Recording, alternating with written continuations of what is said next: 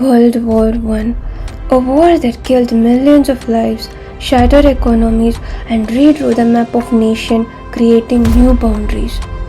But have you ever wondered how did it all begin? Let's explore the story behind the storm. It's 1914, a time when kings and empires ruled and dominated. Archduke Franz Ferdinand was Austria-Hungary's next crown prince. Many people in his kingdom admired his bold political views, especially the minorities. Franz and his wife Sophie were getting ready for a military visit to Sarajevo, the capital of Bosnia, on June 28, 1914. Normally, wives weren't allowed to participate in military visits during this time. But since it was their anniversary, Franz broke all the rules. Because, come on, love doesn't follow any protocols, right? Anyhow, both of them reached Sarajevo via train and arrived around 9:30 a.m. A huge crowd was waiting for their arrival, cheering, whistling, throwing flowers, and screaming with excitement.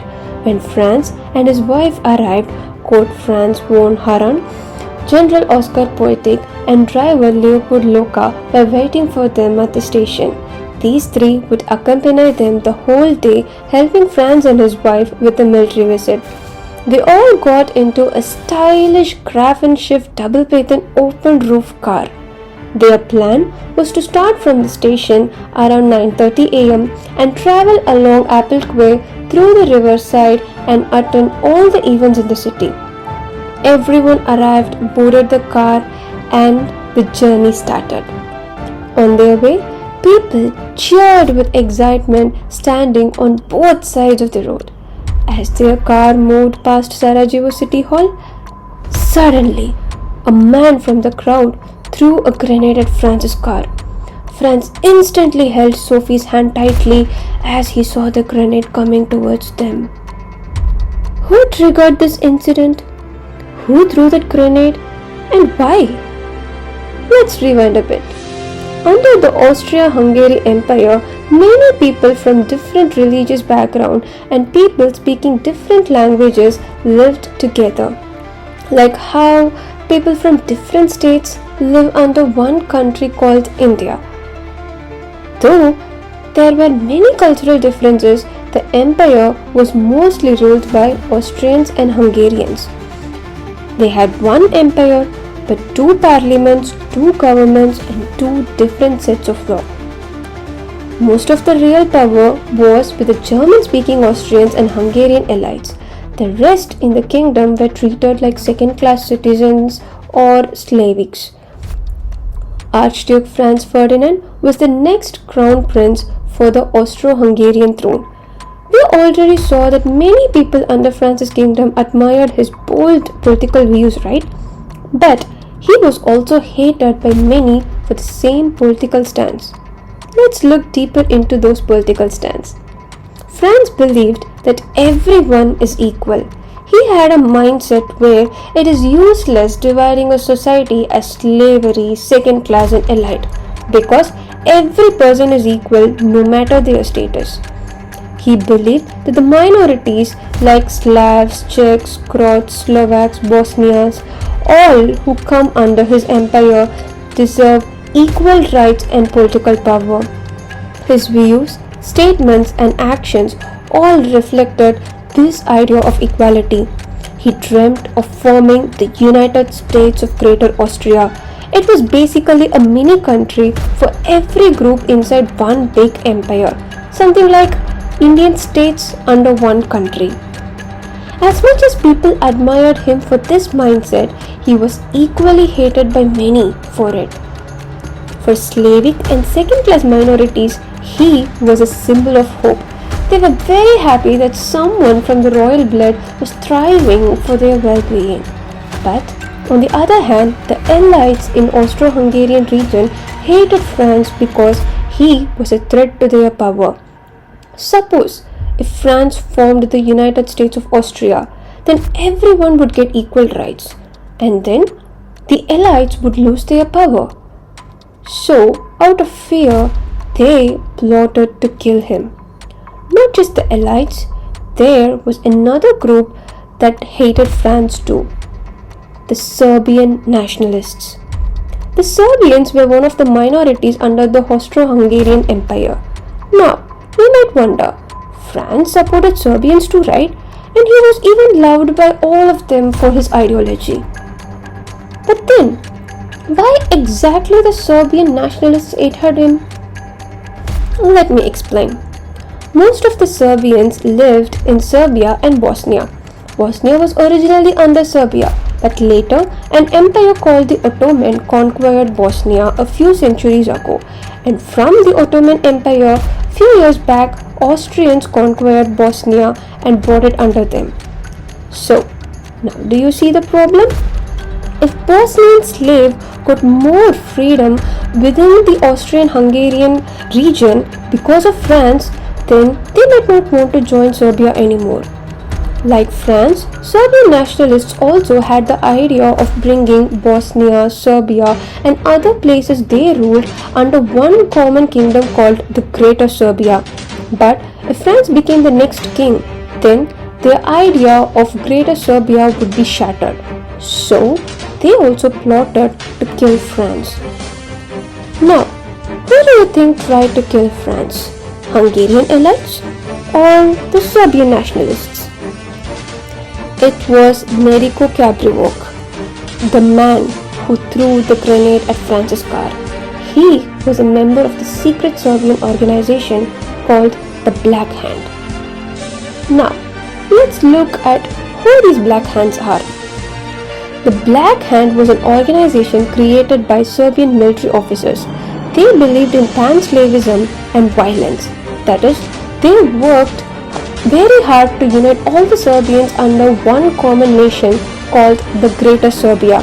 Their motto was unification or death. That is, either all Serbians should be united under one flag or none should exist at all. They smuggled weapons, trained young people for their mission, and did much more. In simple terms, they were seen as revolutionists in Serbia, but they were labeled as terrorists by all other people. The Black Hand was operated in deep secret. Only the high-level Serbian government officials knew about them. They were extremely dangerous because they do not possess a random student group or rebels. They were trained and supported ruthlessly by the Serbian military, and they were even ready to sacrifice their lives for their mission. And one of the missions they planned was the assassination of Archduke Franz Ferdinand. They trained 7 assassins, smuggled them into Bosnia with grenades, pistols and cyanide capsules, and stationed them among the crowd along France's military route.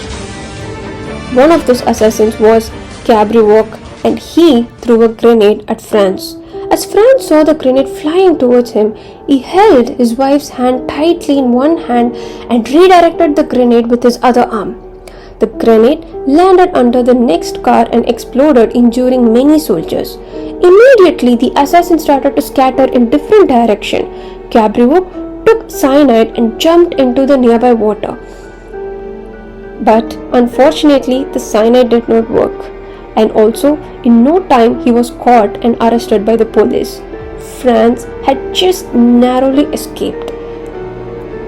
And among the remaining 6 assassins, there was a 19-year-old assassin named Gavrilo Princip.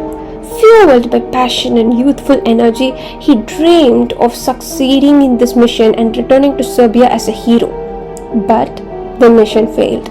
Defeated and disheartened, he wandered through the streets of Sarajevo and sat near a cafe. After the explosion, everything became chaotic in that place. Franz and his wife somehow safely reached the Sarajevo City Hall.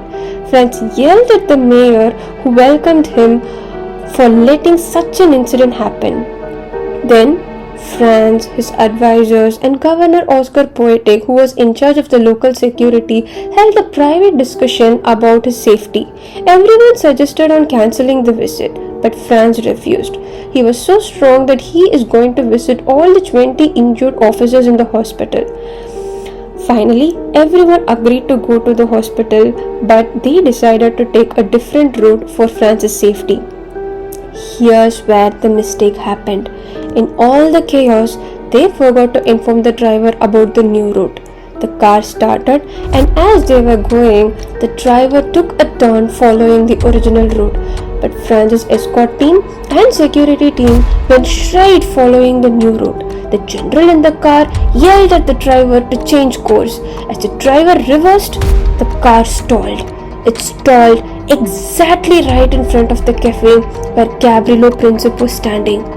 Gavrilo saw Franz in the car and noticed the lack of security. He was shocked, and within no moment's delay, he pulled his pistol and fired 2 bullets. One hit Franz in his neck and the other hit Sophie in her abdomen. Sophie collapsed into Franz's lap. Franz cried, "Please, Sophie, don't die. You need to live at least for our children." And within seconds, both were gone. June 28, 1914. Franz and his wife were assassinated, and from here, the domino effect begins. Austria-Hungary blamed Serbia's Black Hand organization. Fueled with rage and vengeance, they wanted to retaliate. July 23, 1914, Austria-Hungary demanded Serbia to allow Austrian officials to investigate the assassination. Serbia refused it. Not able to tolerate Serbia's action, Austria-Hungary declared war on Serbia on July 28, 1914. Serbia was backed by Russia. Austria was supported by Germany. France supported Russia, so Germany attacked France. In response, Britain declared war on Germany, and on and on and on.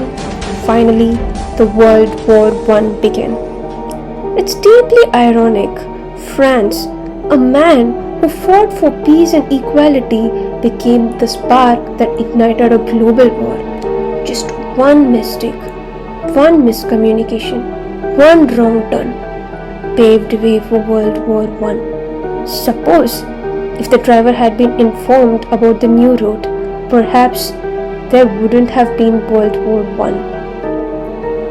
So, what do we learn from this?